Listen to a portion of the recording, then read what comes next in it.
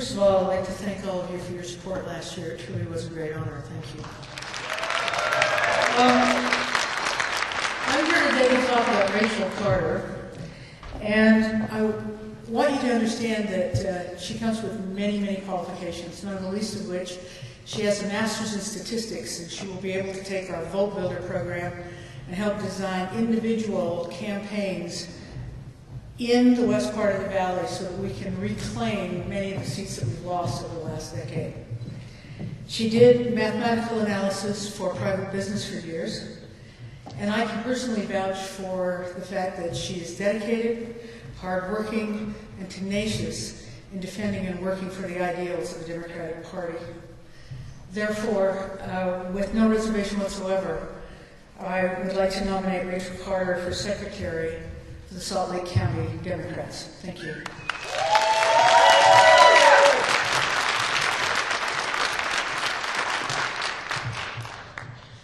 Good afternoon, delegates. My name is Ernie Gamino.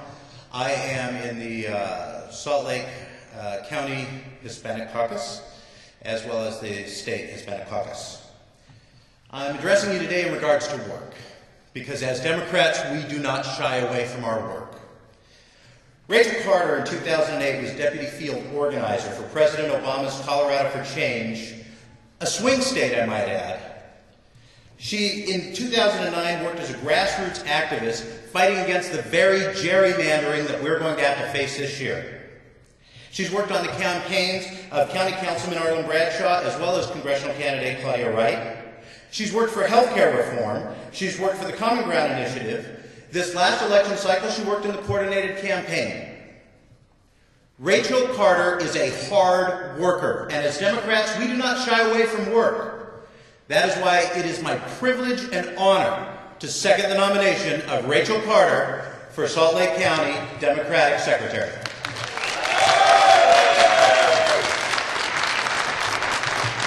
Hi, I'm Rachel Carter. Good morning. I'd like to, my time is short, so I want to echo the words of my friend Troy Williams. He spoke a couple of months ago at a summit that Peaceful Uprising put on. And he gave us the advice there to the mostly, I guess, environmentalist and progressive in attendance. He advised us to follow the example of two key constituencies. In the LGBT community, he pointed out that gains weren't really made until people started coming out.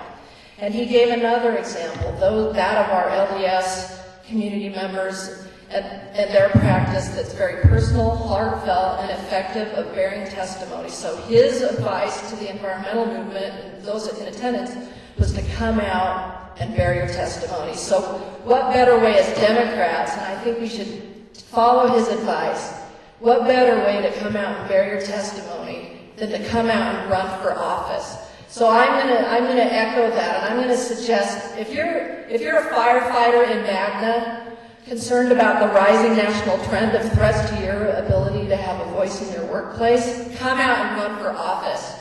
If you're an asthma sufferer in West Valley, concerned about Kennecott's threatened expansion and the effects it might have on your health, come out and run for office. If you live in West Jordan and you're concerned about the slowness of your municipality to adopt fairness in housing and workplace protections, come out and run for office. If you're on a school board at Sandy, concerned about the unfunded 1,000 students that you've just gotten, come out and run for office. If you're a Democrat anywhere in the county concerned about the GOP's trying to remove sunshine laws and the gerrymandering that we're about to see, come out and run for office, because if your neighbors see this person that lives next to me feels enough about my community to come out and run for office. They happen to be a Democrat, but when they see that the party in charge in this state doesn't have their interest at heart, it's as regards to sunshine laws and gerrymandering, they're probably going to realize, hey, maybe the Democrats are someone that we should check out.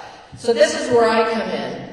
When you run for office, I'll get you set up with what you need for your data needs. I'll train you how to use Vote Builder, train you why it's important. So please, I'm pleased to have the support of the caucus's Labor, Stonewall, Women's, Educators, Veterans, Disability, Environmental, and Progressive.